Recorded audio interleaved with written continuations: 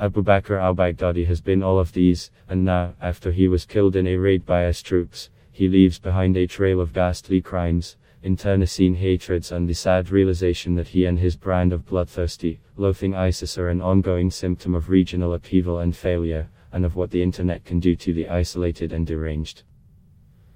In its geographical scope, ISIS was the candle that burned twice as bright and burned half as long. It was in late 2013 that Baghdadi's followers first swept into Raqqa.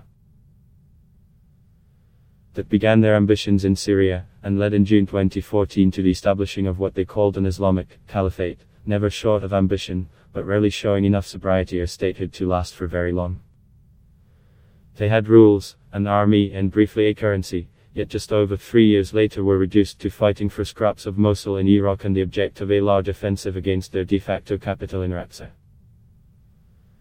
ISIS control of Mosul officially crumbled in July 2017, when Iraqi Prime Minister Haider al-Abadi declared that troops had recaptured the metropolis. Territorially, ISIS fell as fast as they rose, yet now the world must deal with the menacing tail end of their worldview, those remaining followers who dream up acts of often cowardly terror that will later be claimed by ISIS as one of their own. The ideology lives on, and its message is Baghdadi's hideous legacy on earth. Baghdadi came as close to being in public as he ever would in July 2014, when he appeared in, and lectured to, a mosque in Mosul. Local reports suggested a huge convoy ferried him to the building, a sign at the time, perhaps, that US drones were inadequately prepared for their new quarry. In Mosul he spoke at length, relishing his self-declared role, deeply offensive to most Muslims, as their new caliph. He said he was the Caliph Ibrahim, the self-anointed spiritual leader of a 1.6 billion strong religion. What had happened to this diminutive scholar from Baghdad, in Iraq's dusty plains and dense alleyways, to leave him capable of such a self-aggrandizing pronouncement and the sickening violence that went with it?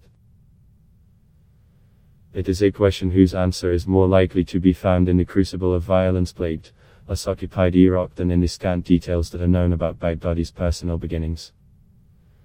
Jihadist websites and other sources suggest he was born in Diyala Samara in 1971 and went to the Islamic University in Baghdad, where he studied Islamic culture and jurisprudence to a Ph.D.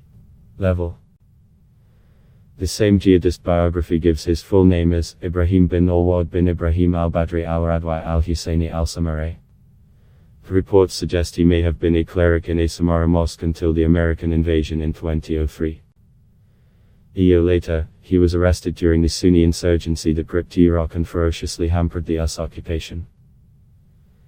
It was Iraq's Sunnis for whom Baghdadi clearly felt aggrieved, and from where he would later draw support.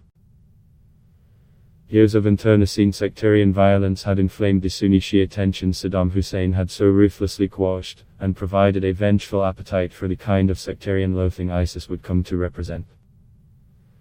The jihadist biography, published in 2014, claims Baghdadi spent the last 8.5 years of fighting and hit-and-run strikes, which might explain why he was found in the insurgency hotbed of Fallujah, where he was detained in 2004. Reports have suggested he was then held, for perhaps until 2009, under the name Ibrahim Awad Ibrahim Labama Badri, in Camp Buka, a US facility where other key future jihadist and ISIS leaders were incarcerated by the overburdened and struggling American military. Prison, as is often the truism, most likely changed him.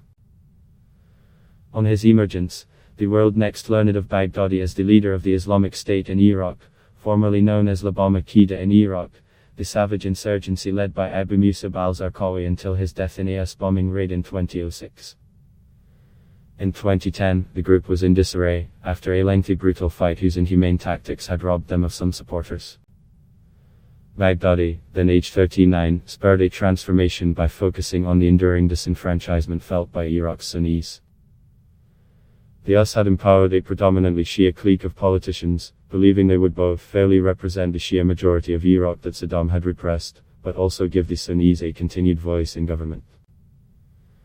That didn't happen, but what had taken its place were Shia death squads seeking revenge for Sunni insurgent attacks. A bloodbath ensued, one whose seemingly infinite sectarian hatred Baghdadi sought to harness. Instability in Iraq and civil war in Syria were a gift to Baghdadi's ambitions. The group got organized, extorting locals, robbing banks, aiming for ever larger attacks, and eventually declaring their caliphate. At the time the pronouncement seemed partially ridiculous to observers. No insurgent group could take and hold territory in the chaos and gunpowder of Syria's conflict. But the caliphate grew, in size and confidence. Baghdadi himself is thought to have authorized the gruesome execution of American journalist James Foley, whose lurid video provoked the Obama White House to take firmer military action against the group. Thus began the world's war with ISIS, a group that had become an umbrella mechanism for experienced foreign jihadists seeking a new path in the turmoil of Syria, veteran Iraq insurgents, some with bloodthirsty military experience, and even adventurous and slightly unhinged war tourists, ensnared by the adrenaline rush of the combat videos so relentlessly pumped out at the public by Baghdadi's prolific Minister for Information, the also deceased Abu Muhammad Adnani. The group's radical atavistic brutality made the Afghan Taliban at times appear moderate. ISIS beheaded people as if it were a leisure activity, threw gay men from rooftops, encouraged children not only to fight, but also execute adults at close range on video, and burned or drowned people alive in cages. Observing Baghdadi's ISIS, it was easy to imagine that somewhere, sometime, they sat in meetings imagining ways in which to outdo their latest, most gut-wrenching atrocity. They had become an experiment in the reaches of human cruelty, one that Baghdadi happily oversaw. After his one-missile tirade in 2014, Baghdadi vanished from view. A report in 2015 claimed he was badly wounded, even bedridden, by a strike, yet the Pentagon never confirmed this injury. More reports suggested he was wounded again in 2017, as US-backed and other forces closed in on ISIS territory in Syria. In 2018, as ISIS faced repeated defeats and growing pressure from all sides, the group released an audio recording of Baghdadi, in which he admitted his militants were losing the battle for their self-declared state. He described the situation as a test from Allah and urged fighters to stick together. The following year, in another apparent attempt to rally the troops, ISIS released a video of Baghdadi, the first time he had been seen since the 2014 speech. In the video, a man purporting to be Baghdadi appeared to be wearing a casual outfit, sitting on the ground next to an assault rifle. He referenced contemporary events, including the deadly Easter bombings in Sri Lanka, which ISIS claimed to have inspired. Overt leadership was never Baghdadi's lure. He did not direct operations in detail, or visibly lead fighters into battle. He allowed himself to be the overarching, spiritual leader of an idea that spread like a virus on the internet, whose attraction to young and deranged men as far away as Libya, Brussels and Paris was so strong that they would take the lives of others and their own just to be associated with it. With Baghdadi's death, the minimal understanding about how he became such a monster contributes to how little is known about what fuels and sparks ISIS sickness.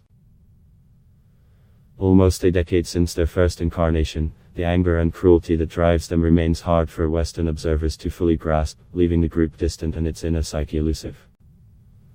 Perhaps that is how Baghdadi wanted it.